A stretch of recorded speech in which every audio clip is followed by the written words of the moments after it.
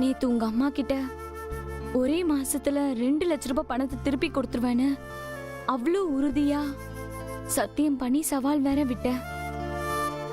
ஆனா அன்னைக்கு ராத்திரி என்னால நிம்மதியா தூங்க கூட முடியல. 30 நாளுங்கிறது கண்ணை மூடி திறக்கிறதுக்குள்ள ஓடி போயிடும் சார். அதெல்லாம் சரிதான் பூங்குடி, நீ ஏன் என்கிட்ட சொல்லல? அதான் என் வருத்தமே. என்ன ஒரு நாள் பிரிஞ்சதுக்கே இவ்ளோ ஃபீல் பண்றீங்க. ஆனா நான் 1 மாசம் கழிச்சு நிரந்தரமா உங்களை பிரிஞ்சிடவே கூடாதுன்னு நினைக்கிறேன் சார். ஆனா இந்த 1 மாசத்துல எவ்வளவு கஷ்டப்பட்டாவது சத்தியத்தை காப்பாத்திட்டோம்னா அப்புறம் வாழ்க்கை பூரா சந்தோஷமா இருக்கலாம். ஆசாசியா உங்ககிட்ட ஒரு சந்தோஷமான விஷயம் சொல்லலான்னு வந்தேன். நீங்க என்னடானா சோகமாவே இருக்கீங்க. என்ன? இங்க பாருங்க சார்.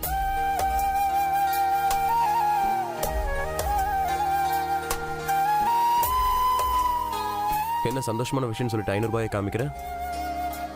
இது சாதாரண 500 ரூபாய் இல்ல சார். இந்த பணத்தை என்னால மறக்கவே முடியாது. காலையில இருந்து எவ்வளவு முயற்சி பண்ணியும் ஒரு வேலையும் எனக்கு கிடைக்கல. காலேஜ் முடிஞ்சு கவலையா வந்துட்டு இருக்க போதான்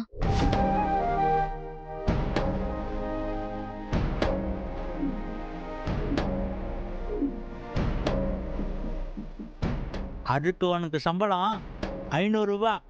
இதை நீ வாங்கிக்கிட்டாதான் நான் சந்தோஷப்படுவேன்.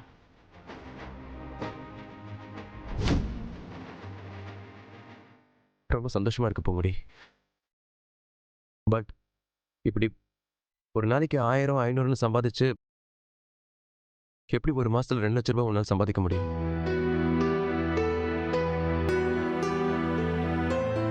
நான் உன்னை மட்டம் தட்டணும்னு இப்படி சொல்லாத பூங்குடி. இப்படி 24 மணி நேரமும் வேலை பார்த்துட்டே இருந்தா கூட 2 லட்ச ரூபாய் சம்பாதிக்க முடியாது. ஒரு மாசத்துல 2 லட்ச ரூபாய் சம்பாதிக்கணும்னா நீ ஒரு நாளைக்கு 6666 ரூபாய் 66 பைசாவை சம்பாதிக்கணும்.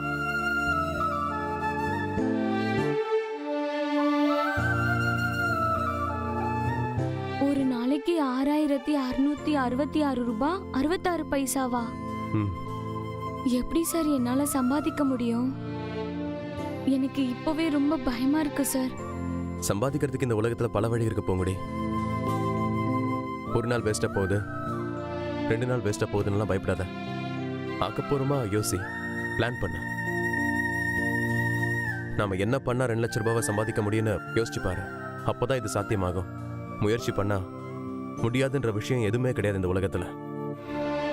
ஆமா சார், நான் அதை யோசிக்கவே இல்லை.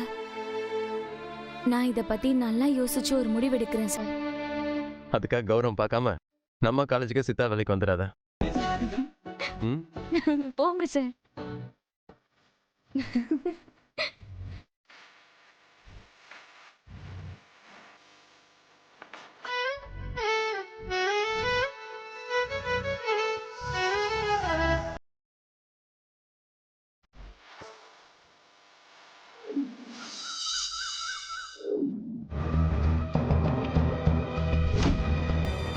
நாள்ல 2 லட்சத்தை திருப்பி தருவேன். இல்லனா நான் ஜீவா சார பிரிஞ்சு போயிடுறேன். இது சத்தியம், சத்தியம், சத்தியம். பூங்குடி, அந்த பணத்தை நீ சொன்ன மாதிரி இன்னும் ஒரு மாசத்துல தரலனா நம்ம குடும்பத்தை பரம்பரை நிச்சயதார்த்தம் செய்யணும். நீங்க சொல்ற பொண்ணு கழுத்துல நான் போடுறேன். இது உங்க மேல சத்தியம்.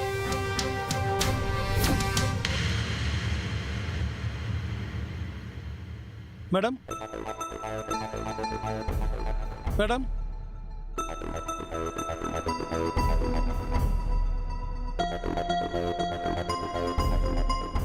என்னது? நான் பிரிண்டிங் பிரஸ்ல இருந்து வந்திருக்கேன்.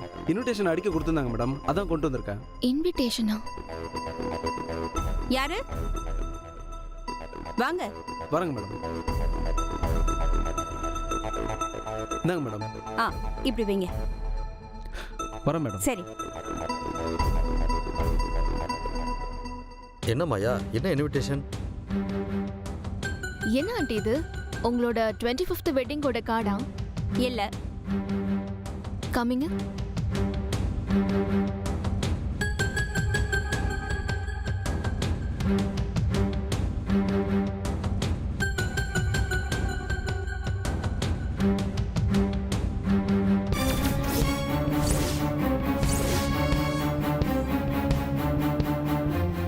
ஆண்டி ஜீவாக்கும் அன்னைக்கு பாத்துட்டு போன பொண்ணுக்கும் நிச்சயதார்த்தம்னு போட்டிருக்கு.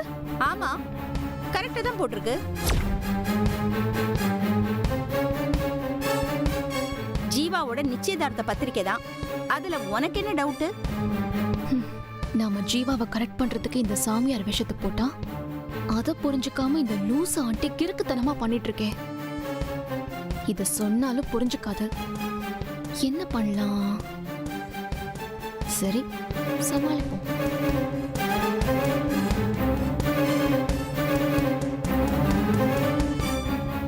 ஏன் ஆண்டி ஜீவாக்கு வேற ஒரு பொண்ணை கல்யாணம் பண்ணி வைக்கணும்னு முடிவே பண்ணிட்டீங்களா? ஆமா, எப்படியும் அந்த பட்டிக்காட்டால ஒரு மாசத்துல 2 லட்சத்தை திருப்பி கொடுக்க முடியாது. அப்புறம் எதுக்கு டைமை வேஸ்ட் பண்ணிக்கிட்டு? அதுக்கு தான் கல்யாணத்துக்கான எல்லா வேலையையும் இப்பல இருந்தே ஆரம்பிச்சிட்டேன். என்ன ஆண்டி என்கிட்ட ஒரு வார்த்தை கூட சொல்லாம என்னென்னமோ பண்ணிட்டு இருக்கீங்க. உன்கிட்ட எதுக்கு நான் சொல்லணும்? என்ன ஆண்டி ஏதோ 3வது மனுஷிகிட்ட பேசுற மாதிரி பேசுறீங்க?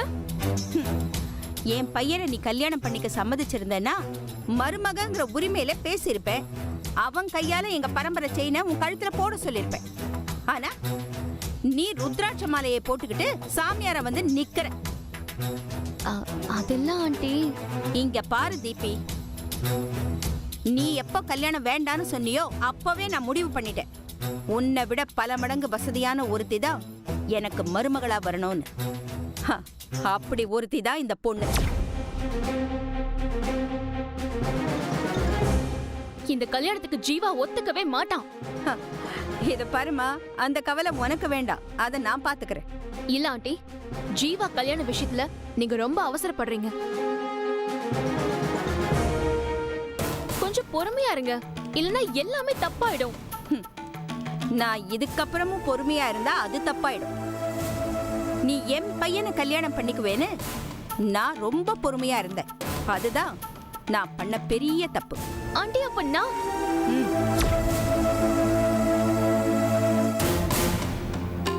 ஏதாவது ஒரு ஆசிரமத்துல போய் உட்கார்ந்துகிட்டு ஓம் சாந்தி ஓம் சாந்தின்னு வரவங்க போறவங்களுக்கு எல்லாம் ஆசீர்வாதம் பண்ணு. ஜீவாவுக்கு கல்யாணம் ஆன உடனே முதல்ல உன்கிட்ட வந்து ஆசீர்வாதம் வாங்கிக்க சொல்றேன். ஓகேவா? ஆண்டி நான் என்ன சொல்ல வரேன்னு புரிஞ்சுக்காம நீங்க உங்க இஷ்டத்துக்கு பேசிட்டு இருக்காதீங்க. முதல்ல இந்த கல்யாண வேலை எல்லாத்தையும் நிறுத்துங்க. இந்த கல்யாணத்துல எனக்கு துளி கூட இஷ்டமே இல்ல. இத பாரு தீபி, முதல்ல இந்த கல்யாணத்துல உனக்கு சம்பந்தமே இல்ல. அப்புறம் உனக்கு இஷ்டம் இருந்தா என்ன, இல்லாட்டி என்ன? எங்க வீட்டு கல்யாணத்தை எப்படி நடத்தணும்னு எனக்கு தெரியும். இதெல்லாம் நீ தலையிடாத. நான் தலையிட கூடாதா? என்ன மீறி இந்த கல்யாணம் நடக்காதா ஆண்டி? நீ இல்ல, அந்த கடவுளே தடுத்தாலும் இந்த கல்யாணம் கண்டிப்பா நடக்கும். இந்த கல்யாணம் எப்படி நடக்குதுன்னு நானும் பாக்குறேன். ஏய் ஏய் தீபி,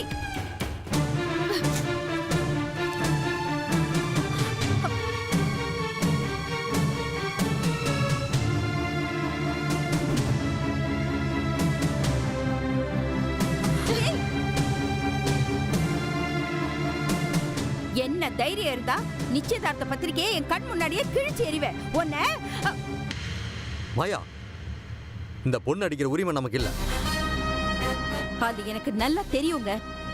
அனாவசியமா நம்ம குடும்ப விஷயத்துல தேவையில்லாம நுழைஞ்சு கெடுக்கிறான். இவ பண்ண காரியத்துக்கு யாரா இருந்தாலும் இப்படித்தான் நடந்துப்பாங்க. மாயா ப்ளீஸ் கொஞ்சம் பொறுமையா இரு. பொறுமையா இருக்கணும்னு தாங்க நான் நினைக்கிறேன். ஆனா முடியலங்க. இந்த வீட்ல எனக்கு தெரியாம என்னென்னமோ நடந்துகிட்டு இருக்கு. முதல்ல இவளை இந்த வீட்டை விட்டு அனுப்பணும். வா மா, அவங்க நமக்கு எவ்வளவு நெருக்கமான ஃபேமிலிமா. ஏன் இப்படி எல்லாத்தையும் மறந்துட்டு அவளை இப்படி திட்டிட்டு இருக்கீங்க? இவ என் கண் முன்னால நிக்க கூடாது. முதல்ல இவளை இங்க இருந்து போ சொல்லு. ஐயோ அத்தை, நீங்க கோபத்துல எதோ பேசிட்டு இருக்கீங்க. ஆமா மாயா, கொஞ்சம் நிதானமா பேசு. நின்னு நிதானமா யோசிக்கிற மாதிரியா இவன் நடந்துக்கிட்டா? பத்திரிக்கையை கிழிக்கிறா, ஒரு நேரத்துல அந்த பட்டிக்காட்ட வீட்டை விட்டு துரத்தணும்னு நின்னா. ஆனா இப்போ அவளை ஜீவாவுக்கு கல்யாணம் பண்ணி வைக்கணும்னு நிக்கிறா. இவ மாறின மாதிரி எல்லாம் நாம மாறுறதுக்கு நாம என்ன பச்சோந்தையா? ஆண்டி, நான் பத்திரிக்கையை கிழிச்சா நீங்க ஆத்திரப்படுவீங்கன்னு தெரிஞ்சுதான் நான் செஞ்சேன். என்ன நெஞ்செழுத்தம் இருந்தா நீ அப்படி செஞ்சிருப்ப. நான் அப்படி செஞ்சது ஜீவா கல்யாணம் நல்லபடியா முடியறதுக்காக தான். எல்லாத்துக்குமே ஒரு காரணம் இருக்கு ஆண்டி. என்ன காரணம் அத மட்டும் சொல்லு. கொஞ்சம் தனியா வாங்க, சொல்றேன். ம்.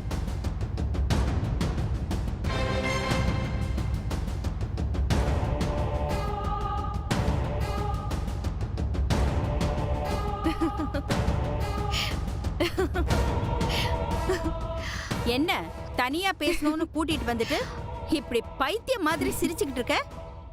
ஆண்டி, பைத்தியம் நான் இல்ல, என்ன சுத்தி இருக்கிறவங்க தான். இந்த இடத்துக்கு வந்த உடனே அன்னைக்கு நடந்த ஒரு சம்பவம் தான் எனக்கு ஞாபகம் வருது. அத நினைச்சேன், சிரிச்சிட்டேன். அத சொன்னேன்னு வைங்களேன், நீங்களும் சிரிச்சிருவீங்க. முதல்ல இங்க என்ன கூட்டிட்டு வந்ததுக்கான பதில சொல்லு. அன்னைக்கு என்ன ஆச்சுன்னா,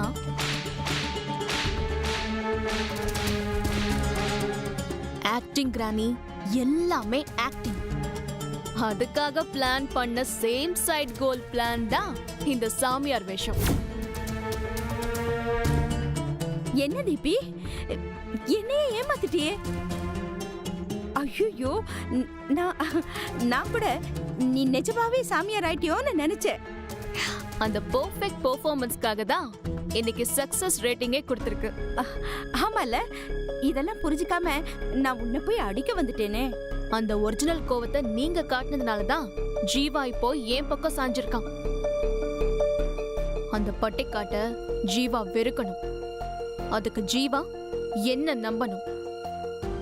இதெல்லாம் நடக்கணும்னு தான் நானும் இத்தனை நாளா நடிக்கிறேங்கிற உண்மைய உங்ககிட்ட கூட மறைச்சேன். தீபி, உன் கிராணி கிட்டே மறைச்சிருக்கேன், என்கிட்ட மறைச்சது ஒரு விஷயமா என்ன? ஆமா, நீ மாறலைன்னா அன்னைக்கு ஜீவா உன்னை கல்யாணம் பண்ணிக்கிறேன்னு சொன்னப்பவே நீ சம்மதிச்சிருக்கலாமே. அங்கதான் ஆண்டி நீங்க தப்பு பண்றீங்க.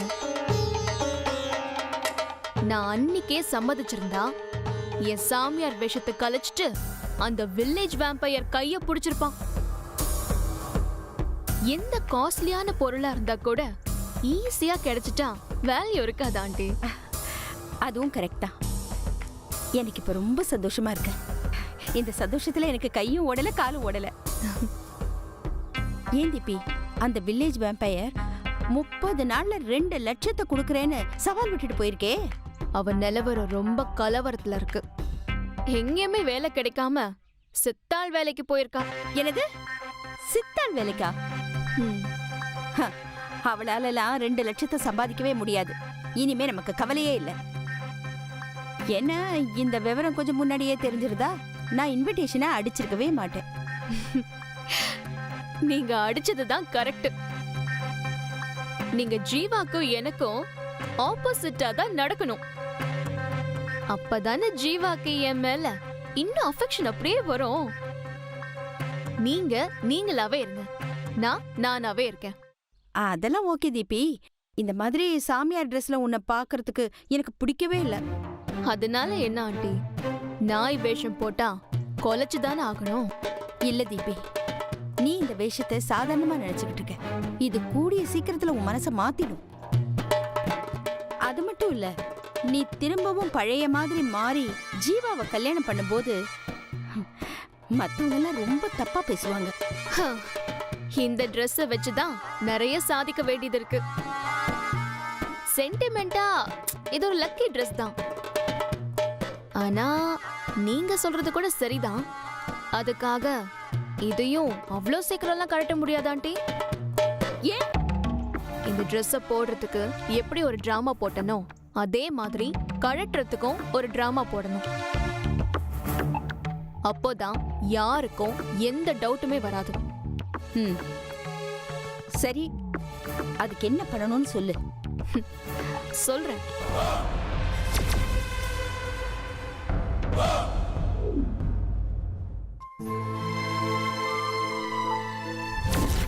ஒரு நாளைக்கு 1000 500ன்னு சம்பாதிச்சு எப்படி ஒரு மாசத்துல 2 லட்சம் ரூபாய் உன்னால சம்பாதிக்க முடியும்? இப்படி 24 மணி நேரமும் வேலை பார்த்துட்டே இருந்தா கூட 2 லட்சம் ரூபாய் சம்பாதிக்க முடியாது. ஒரு மாசத்துல 2 லட்சம் ரூபாய் சம்பாதிக்கணும்னா நீ ஒரு நாளைக்கு 6666 ரூபாய் 66 பைசாவை சம்பாதிக்கணும். என்னாச்சு பொங்கடி? கால் தடுமாறிச்சா? இல்ல, நீங்க சொன்ன கணக்கு தான் சார் தடுமாற வச்சிருச்சு. இது பாரு, ஒரு நாளைக்கு 6666 ரூபாய் சம்பாதிக்கிற மாதிரி ஒரு வேலையை என் ஃப்ரெண்டு மூலமா ரெடி பண்ணிருக்கேன்.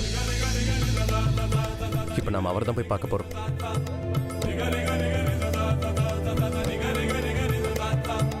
அப்படியா? அப்ப உடனே போய் அவரை பார்க்கலாமே. சரி வா. ஹலோ, என்னது? தீபிகாவா? சரி. இத பாருங்க, உங்க பேத்திக்கு கிறுக்கு பிடிச்சிருக்குன்னு நினைக்கிறேன். அதான் தினம் தினம் ஏதாவது ஒண்ணு அவ ஏடாகுடமா பண்ணிக்கிட்டு இருக்கான். என்னது? நான் தான் காரணமா? அவ பண்ற தப்புக்கெல்லாம் நான் எப்படிங்க பொறுப்பாக முடியும்? நான் எது சொன்னாலும் அவ கேட்கவே மாட்டேங்கிறா. இங்க பாருங்க, என்னால எதுவும் பண்ண முடியாது. எனக்கு இங்க என் குடும்பத்திலேயே ஏகப்பட்ட பிரச்சனையா இருக்கு. இங்க பாருங்க, தீபிகாக்கு என்ன ஆனாலும் எனக்கு எந்த கவலையும் இல்ல. இதுக்கு மேல பேசி என் டயத்தை வேஸ்ட் பண்ணாதீங்க. முதல்ல போனை வைங்க. என்னம்மா தீபிகான்னு ஏதோ கோவமா பேசிட்டு இருக்க? தீபிகாவுக்கு என்னாச்சு? கோவமா பேசின என்ன பத்தி விசாரிக்காம அந்த தீபிகாவை பத்தி விசாரிப்பியா? அம்மா, ஏன் நீ டென்ஷன் ஆகுற? டென்ஷன் ஆகுற மாதிரி பேசினா வேற என்ன பண்ண முடியும்? ஏதோ பூங்கோதை நாச்சியார் வம்சம்னு பெருமையா பேசினா மட்டும் போதாது. பெத்த பொண்ண ஒழுங்கா வளர்க்கணும். அம்மா, என்ன பிரச்சனைன்னு சொல்லுமா. அந்த தீபிகாவுக்கு இல்லற வாழ்க்கை பிடிக்காம இந்த வயசுல சன்னியாசம் போக போறாளாம்.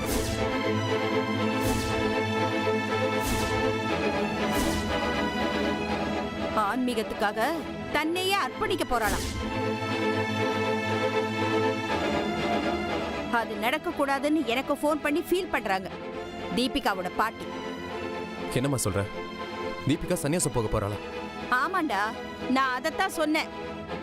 ஏதோ நான் தான் உன்னை தீபிகாவுக்கு கல்யாணம் பண்ணி வைக்கிறேன்னு பேச்ச ஆரம்பிச்ச மாதிரியும், நீ அவளுக்கு கிடைக்காததுனால அவ சன்னியாசம் போறதுக்கு நான் தான் காரணங்கிற மாதிரியும் அவங்க எல்லாரும் பேசுறாங்கடா.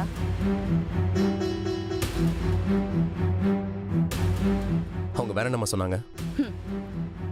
அவ பண்ண தப்பெல்லாம் என் மேல போட்டதும் இல்லாம அவளை சன்னியாசம் போக விடாம சமாதானம் பேசுறதுக்கு என்ன கூப்பிடுறாங்க. அதான் வர முடியாதுன்னு போனை கட் பண்ணிட்டேன். என்ன மேடம், இந்த வயசுல தீபிகா சந்நியாசம் போறேன்னு சொல்றா? இதை எப்படி நம்ம அனுமதிக்க முடியும்? ஏய்,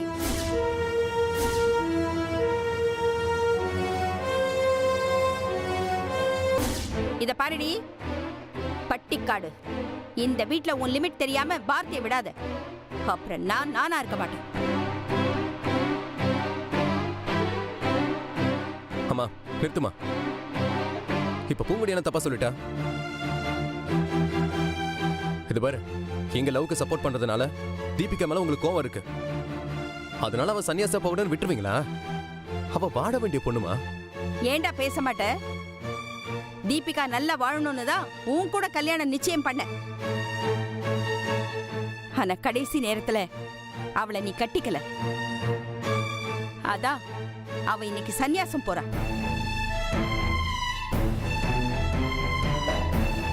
போகட்டும், எனக்கு என்ன? அம்மா, தீபிகா வேற யாரோ மாதிரி பேசாதம்மா. எனக்கு அவ யாரோ தாண்டா. எப்போ அவ எனக்கு எதிரா நடந்துக்க ஆரம்பிச்சாலோ அப்பவே அவ மேல இருந்த பாசெல்லாம் போயிடுச்சு. இனி தீபிக்கு என்ன ஆனாலும் எனக்கு கவலையே இல்ல. அவளை பத்தி ஒரு வார்த்தை கூட என்கிட்ட கேட்காத. சார், வேலை விஷயத்தை கூட நாளைக்கு பாத்துக்கலாம்.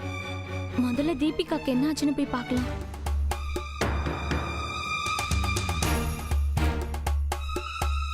ஆமா பூங்குடி, இப்போ நம்ம உடனே தீபிகாவை போய் பார்த்து அவ சன்னியாசம் போகாம தடுக்கணும். அவ இருக்கிற இடத்த தெரிஞ்சுக்கிட்டு நம்ம பார்வதி பாட்டிக்கு உடனே ஃபோன் பண்ணி வர சொல்லுவோம். சரிங்க சரி, சார், வாங்க போலாம்.